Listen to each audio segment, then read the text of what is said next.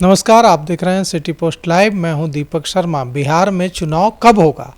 तैयारियां जिस तरीके से हो रही है, जिस तरह से चुनाव आयोग की लगातार मीटिंग, निर्वाचन आयोग की लगातार मीटिंग दर मीटिंग हो रही है, इससे हर किसी के दिमाग में, हर किसी के जेहन में ये सवाल उठ रहा है कि चुनाव बिहार में कब होगा। तो हमारे सिटी पोस्ट लाइव के सूत्रों ने हमारे साथ कुछ जानकारी शेयर की है जो इस पूरी तैयारी से जुड़े हुए हैं, और इस आधार पर हम पूछते हैं वरिष्ठ पत्रकार श्रीकांत प्रत्युष से कि चुनाव कब होगा बिहार में। देखिए, बिहार विधानसभा चुनाव कब होगा, सबके जहन में यही सवाल है। वैसे तो जो चुनाव है होना चाहिए नवंबर 22 नवंबर से पहले चुनाव खत्म हो जाना चाहिए, क्योंकि विधानसभा का जो कार्यकाल है 22 नवंबर 2025 को ख़त्म हो रहा है। तो उसके पहले तो चुनाव की प्रक्रिया खत्म हो जानी चाहिए। और 2020 का चुनाव भी 28 अक्टूबर से शुरू हुआ था, 7 नवंबर को ख़त्म हो गया था और 3 चरणों में चुनाव हुआ था। पहले चरण में आप जान लीजिए कि 71 सीटों के लिए वोट डाले गए थे और दूसरे चरण के लिए 94 सीटों के लिए वोट डाले गए थे और तीसरे फेज में 78 सीटों के लिए वोट डाले गए थे। तो 3 फेज में ही पूरे बिहार विधानसभा चुनाव हुआ था, तो बहुत जल्दी चुनाव हुआ था। क्योंकि इस बार भी 3 चरणों में चुनाव हो सकता है। अब उम्मीद है, क्योंकि 3 चरणों में ही हुआ था 2020 में, तो इस बार भी होगा, क्योंकि बिहार में ही चुनाव है और सुरक्षा को लेकर कोई परेशानी नहीं होगी, तैयारी को लेकर कोई परेशानी नहीं होगी। चुनाव आयोग अभी से युद्ध स्तर पर तैयारी में जुट गया है। अधिकारियों से बातचीत उसने शुरू कर दी है और इस बार राजनीतिक दलों से सलाह मशविरा करके तारीख का ऐलान किया जाएगा। तो राजनीतिक दलों से विचार करेगा, विमर्श करेगा कि भाई कब रखना चाहिए, क्योंकि चुनाव के दौरान दिवाली भी है और छठ पर्व भी है। तो छठ पर्व, दिवाली, दशहरा, सबका ध्यान रखना पड़ता है। तो मुझे लगता है कि जो खबर आ रही है, हमने देखा है कि दिवाली 20 अक्टूबर को है और दशहरा 2 अक्टूबर को ख़त्म हो जाएगा। 28 से शुरू होगा रामनवमी, नवरात्र, और 2 अक्टूबर को दशहरा खत्म हो जाएगा। दिवाली 20 अक्टूबर को है, तो 20 अक्टूबर के बाद ही मुझे लगता है कि चुनाव होगा। मानकर चलिए कि दिवाली खत्म होगी, उसके बाद चुनाव शुरू होगा और 3 चरणों में चुनाव संपन्न होगा। तो मुझे लगता है कि जिस तरह से 2020 में चुनाव संपन्न हो गया था नवंबर के पहले सप्ताह में, उसी तरह से इस बार भी होने की उम्मीद है। यानी 28 अक्टूबर को हुआ था, हो सकता है इस बार 25 को हो जाए या 30 अक्टूबर से, जो भी हो, मतलब नवंबर के फर्स्ट वीक तक मुझे लगता है कि चुनाव हो जाएगा। और मतलब 3 चुनाव अक्टूबर में होगा बिहार में। हाँ, अक्टूबर में तो बहुत पर्व त्यौहार आ रहा है, तो अक्टूबर के आखिरी वीक, अक्टूबर के आखिरी में हो सकता है। आखिरी में, क्योंकि दिवाली है 20 तारीख को, तो 20 तारीख के बाद ही चुनाव होगा। क्योंकि जो राजनीतिक दल हैं वो भी चाहेंगे कि पर्व त्यौहार ना आए या पर्व त्यौहार डिस्टर्ब ना हो चुनाव की वजह से। तो आप देख रहे हैं कि रामनवमी तो 9 दिनों का, 10 दिनों का त्यौहार है। 9 दिन नवरात्र रहता है, 10वें दिन विजयदशमी मनाया जाता है, फिर उसके बाद दिवाली सबसे बड़ा पर्व है। तो कोई व्यवधान ना आए, क्योंकि चुनाव में तो गाड़ियां जब्त होने लगती हैं, ट्रक जब्त होने लगते हैं चुनाव कार्य के लिए। तो पर्व त्यौहार पर सामान लाने ले जाने में परेशानी हो जाती है। तो उस बात को ध्यान में रखते हुए चुनाव आयोग इस बार ऐसा करेगा कि त्यौहार ख़त्म होने के बाद चुनाव कराएगा। और इस बार अच्छी बात यह है कि समय से त्यौहार ख़त्म हो रहे हैं, यानी 20 अक्टूबर के बाद कोई बड़ा त्यौहार नहीं है। तो मुझे लगता है कि 20 के बाद कभी भी, यानी 25 को हो या 27 को हो, चुनाव शुरू हो जाएगा, पहले चरण का हो जाएगा। और नवंबर के फर्स्ट वीक में, यानी 7 से 10 के बीच रिजल्ट भी आ जाएगा और सरकार भी बन जाएगी। तो चुनाव की तैयारी में फूंक फूंक कर कदम रखा जा रहा है। जो मतदाता पहचान पत्र है उसमें सुधार का काम भी चल रहा है और कोशिश की जा रही है कि किसी तरह की गड़बड़ी नहीं हो, क्योंकि कई राजनीतिक दलों द्वारा आरोप लगाया जाता है कि फर्जी मतदाता बन जाते हैं। कई जगहों से शिकायतें आती हैं कि वोटर लिस्ट से उनका नाम गायब हो गया। बड़े पैमाने पर शिकायतें आई थी लोकसभा चुनाव में भी। तो इस बार निर्वाचन आयोग काफ़ी फूंक फूंक कर कदम उठा रहा है कि वोटर लिस्ट को लेकर कोई शिकायत ना आए। और जिस तरह से महाराष्ट्र के चुनाव को लेकर कई सवाल पैदा हुए थे, उस तरह का रिपीटेशन यहाँ बिहार के चुनाव में न हो, क्योंकि बिहार का चुनाव तो बहुत जानते ही वोलेटाइल होता है और यहाँ के लोग भी बहुत राजनीतिक रूप से सजग होते हैं। तो बिहार में चुनाव कराना बहुत आसान काम नहीं है। तो चुनाव आयोग अभी से तैयारी में जुट गया है, लगातार दौरा शुरू हो गया अधिकारियों का और जिलों के जो जिलाधिकारी हैं उनसे बातचीत भी शुरू हो गई है। तो मानकर चलिए कि अक्टूबर के आखिरी सप्ताह में चुनाव शुरू होगा, नवंबर में ख़त्म हो जाएगा। तो अब समय कहाँ है, जून महीना चल रहा है, जून महीना में ही सारी पार्टियां एक्शन में है। प्रधानमंत्री बिहार लगातार आ रहे हैं, राहुल गांधी लगातार आ रहे हैं, प्रियंका गांधी आने वाली हैं, जन सुराज के सूत्रधार प्रशांत किशोर एड़ी चुटी का जोर लगाए हुए हैं, बिहार यात्रा कर रहे हैं, ठीक है ना। तो सभी पार्टियां जोर शोर से जुटी हुई हैं, लेकिन सबसे ज़्यादा एक्टिव मुझे लगता है कि जन सुराज दिख रहा है, कांग्रेस पार्टी दिख रही है। अभी तेजस्वी यादव उलझे हुए हैं पारिवारिक चीज़ों में, तो उनको अब फुर्सत मिलेगी क्योंकि उनको पुत्र रत्न की प्राप्ति हो गई है। एक तरफ विवाद हुआ भाई को लेकर, तो उसका तो दुख था परिवार को, लेकिन अब पुत्र रत्न की प्राप्ति भी हुई है तो दुख है, तो इधर सुख भी है, होता ना, खुशी और गम वाला माहौल है। तो तेजस्वी यादव भी अब जुट जाएंगे जोर शोर से। कहा जा रहा है कि वो लगातार लोगों से बातचीत कर रहे हैं, पार्टी के नेताओं से के संपर्क में हैं, और कुछ ही दिनों में अब तेजस्वी यादव भी अपने चुनावी कार्यक्रम की शुरुआत कर देंगे। तो हर पार्टी चुनाव की तैयारी में जुटी हुई है। अब इस बार का चुनाव थोड़ा दिलचस्प है क्योंकि सीधे लड़ाई एनडीए और इंडिया गठबंधन के बीच नहीं है, जन सुराज भी मैदान में है और काफ़ी दमखम के साथ आ रहा है। और जो समाजशास्त्री हैं, जो समाज में हो रहे बदलाव, समाज वोटिंग के पैटर्न, लोगों की सोच, आर्थिक बदलाव, जो भी जिस तरह के भी बदलाव आते हैं उस पर समाजशास्त्रियों की नज़र रहती है। तो एस नारायण बड़े समाजशास्त्री हैं, उनसे भी मैंने बात की थी, तो उन्होंने तो चौंकाने वाली बात बताई। उन्होंने कहा कि जन सुराज और एनडीए के बीच लड़ाई थी उनके पहले के सर्वे में, लेकिन प्रधानमंत्री मोदी के आने के बाद जो 2 दिन के अंदर सर्वे किया लोगों ने, रिसर्च हुआ, तो चौंकाने वाला है कि मोदी के पक्ष में लोग हैं, यानी मोदी की वजह से यहाँ दोबारा फिर से एनडीए की सरकार बन सकती है। अब मुख्यमंत्री तो नीतीश कुमार ही रहेंगे, एनडीए ने ऐलान किया है, उनके नेतृत्व में ही चुनाव लड़ा जाएगा, लेकिन फ़ायदा ज़्यादा मिल रहा है मोदी के नाम पर, उनका कहना है। तो और प्रशांत किशोर से ही लड़ाई रहेगी, लेकिन फिर भी कह रहे हैं कि प्रशांत किशोर से ही लड़ाई रहेगी, आरजेडी से लड़ाई नहीं रहेगी, आरजेडी तीसरे नंबर पर रहेगी। तो ये भरोसा नहीं होता, मुझे तो नहीं हो रहा है कि आरजेडी तीसरे नंबर पर चली जाएगी, प्रशांत किशोर की पार्टी जनसुराज दूसरे नंबर पर रहेगी और एनडीए पहले नंबर पर रहेगा। तो अभी तो ये प्रधानमंत्री के आने के बाद तत्काल जो रिएक्शन था लोगों का उसके आधार पर है, लेकिन ये बदलेगा कई बार। अब जनसुराज आने वाले 4-5 महीने जनसुराज अगर पहले नंबर 1 पर दिख रहा था तो हो सकता है कि फिर नंबर 1 पर दिखे। आरजेडी जो नंबर 3 पर दिख रहा है, तेजस्वी यादव मेहनत करेंगे, प्लानिंग करेंगे, तो हो सकता है कि फिर वो नंबर 2 पर दिखें।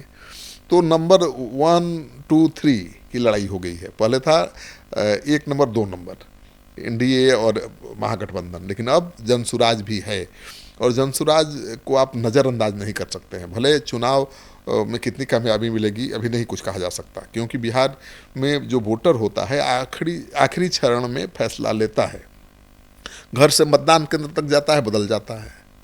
और आप भी आजमाए होंगे बात, बिहार में रहते हैं तो बिहार में आपने भी वोट दिया होगा, तो सोचकर घर से कुछ आदमी और निकलता है, मतदान केंद्र पर जाकर माहौल बदला तो लोग भी बदल जाते हैं।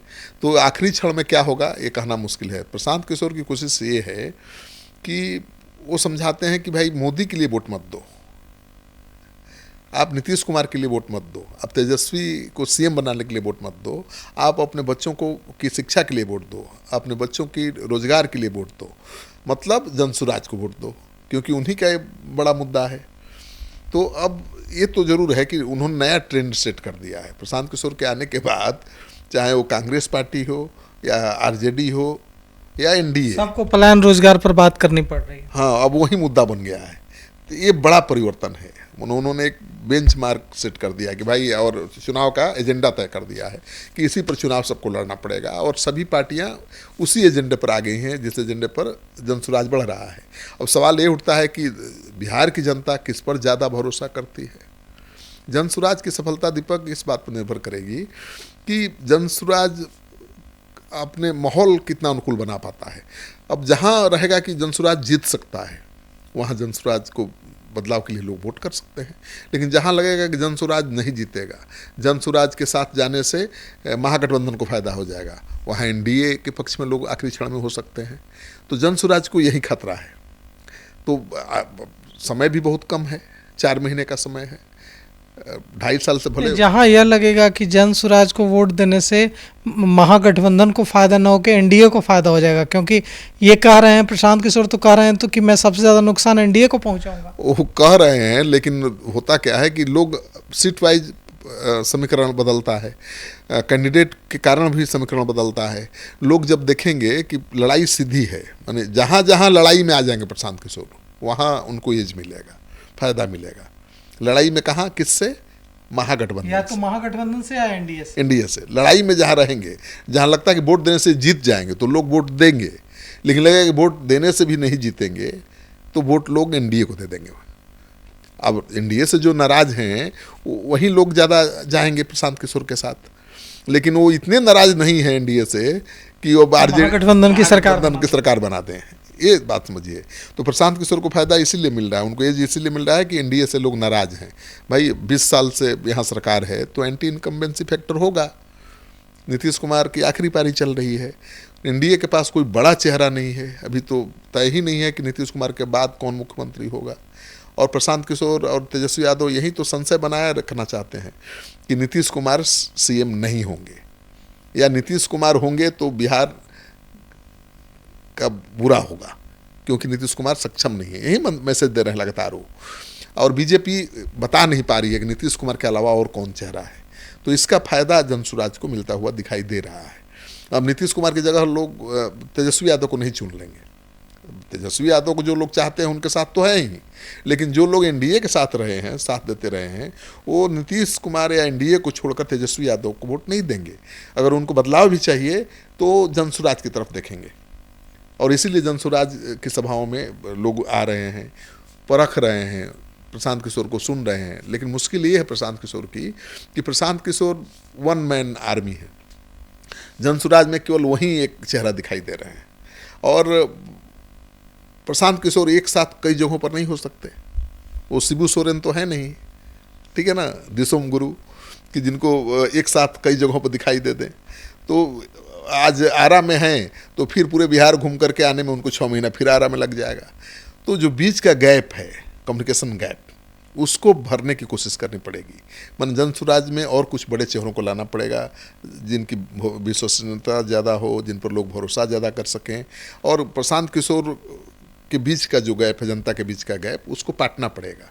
तो वो अभी शुरुआत हो रही है। आरसीपी आ गए, ठीक है, इसके बाद रामबली, प्रोफेसर रामबली हैं, अति पिछड़ों के नेता हैं। देवेंद्र प्रसाद यादव भी हैं, लेकिन वो एक्शन में भी दिखाई नहीं दे रहे हैं। मुनाजिर हसन आए थे, लेकिन वो चुनाव से पहले ही अलग हो गए। तो अभी उदय सिंह आए हैं जो राष्ट्रीय अध्यक्ष बने हैं, तो बड़ा चेहरा है, बड़ा नाम है, लेकिन और चेहरों को लाना पड़ेगा। केवल उदय सिंह और प्रशांत किशोर के बल पर आप बिहार में सरकार नहीं बना सकते, ठीक है ना। और चेहरों को आगे लाना पड़ेगा हर जाति के। देखिए लालू यादव की सफलता का राज क्या था, या कांग्रेस पार्टी की सफलता का क्या राज था। कांग्रेस पार्टी ने इतने दिन तक राज किया। कांग्रेस पार्टी में हर जाति के नेता, बड़े नेता होते थे। जगजीवन राम, दलितों के बड़े नेता, सीताराम केसरी, अति पिछड़ों के बड़े नेता, और श्री बाबू, भूमिहारों के बड़े नेता, फिर वैसे ही राजपूत के नेता सत्येंद्र नारायण। तो बहुत ऐसे बड़े बड़े नेता थे जो भूमिहारों के बड़े चेहरा थे, राजपूत समाज के बड़े चेहरा थे। रामलखन सिंह यादव, शेरे बिहार, यादवों के बड़े चेहरा हुआ करते थे। तो हर जातियों के बड़े चेहरे कांग्रेस के साथ थे, तो कांग्रेस सत्ता में थी। लालू यादव भी आए तो लालू यादव के साथ उतने बड़े चेहरे तो नहीं थे, लेकिन रघुनाथ झा थे ब्राह्मणों के बड़े नेता। जो केंद्रीय मंत्री थे रघुवंश प्रसाद सिंह, वो थे राजपूतों के बड़े चेहरा, बड़े नेता। प्रभुनाथ सिंह थे बड़े चेहरा। भूमिहारों में भी कुछ लोग थे जो बड़े नेता के रूप में पहचान थी उनकी। और दलित में भी रमई राम जैसे नेता थे। तो लालू यादव के साथ भी रामविलास पासवान भी थे। तो हर दलित, अति पिछड़ा, ब्राह्मण, भूमिहार, राजपूत, सब लोग थे, तब लालू जी हुए ना। अब केवल यादव मुसलमान के बल पर आप सरकार बना लें और 20 साल तक राज कर लें, वो संभव नहीं है। तो बदले हुए समीकरणों को समझना पड़ेगा। कांग्रेस पार्टी में भी आज कहाँ कोई चेहरा है, कोई चेहरा नहीं है। अब जगजीवन राम की जगह ये राजेश राम तो ले नहीं सकते। ले सकते हैं लेकिन समय लगेगा। समय लगेगा ना, इतना जल्दी नहीं ले सकते। समय कहाँ, 4 महीने का समय है। तो कांग्रेस ने जो बदलाव आया है वो आखिरी क्षण में आया है और बदलाव रिजल्ट देने में समय लगाएगा। तो मुझे लगता है कि इस बार का चुनाव काफ़ी दिलचस्प होगा, त्रिकोणात्मक संघर्ष की संभावना है और प्रशांत किशोर के जनसुराज का पहिया जो है इसे घूम रहा है। अब कब किस पर भारी पड़ जाएगा, मतलब किसके पक्ष में जाएगा, वो किसके साथ जाकर रुकेगा, किसके खिलाफ जाकर रुकेगा, कह पाना बड़ा मुश्किल है। तो ये कहना कि वो एनडीए को नुकसान पहुंचाएंगे, महागठबंधन को नुकसान पहुंचाएंगे, ये अभी बहुत जल्दबाजी होगी। प्रशांत किशोर दोनों को नुकसान पहुंचाएंगे या फिर दोनों को फायदा पहुंचाएंगे, या फिर इतना भरोसा दिला दें कि जनता उनके साथ हो जाए, बदलाव के लिए वोट हो जाए, तो सरकार भी बना सकते हैं। और प्रशांत किशोर तो नहीं अभी बोले हैं कि हम किसी के साथ मिलकर सरकार बनाएंगे या किसी के सहयोग से सरकार बनाएंगे या किसी को सरकार बनाने में सहयोग देंगे, लेकिन राष्ट्रीय अध्यक्ष उदय सिंह ने तो क्लियर कर दिया है कि जरूरत पड़ेगी तो हम समर्थन लेंगे। बाहर से समर्थन दे भी आप बाहर से समर्थन दे भी सकते हैं अपनी शर्तों पर। तो जनसुराज अपनी भूमिका तलाश रहा है और फ्लेक्सिबल है। तो मुझे लगता है कि दिलचस्प चुनाव होगा। तो अब जब यह संकेत मिलने लगे हैं चुनाव आयोग, निर्वाचन आयोग की तैयारियों से कि अक्टूबर के आखिरी में 20 अक्टूबर के बाद चुनाव हो सकता है, बिहार में 3 चरणों में चुनाव की संभावना दिख रही है, तो सभी राजनीतिक दलों ने अपनी अपनी तैयारी में अपने सारे संसाधन झोंक दिए हैं और इस बार का चुनाव बेहद दिलचस्प होने जा रहा है। तो फिलहाल इस खबर में इतना ही। आगे की खबरों के लिए देखते रहिए सिटी पोस्ट लाइव। शुक्रिया।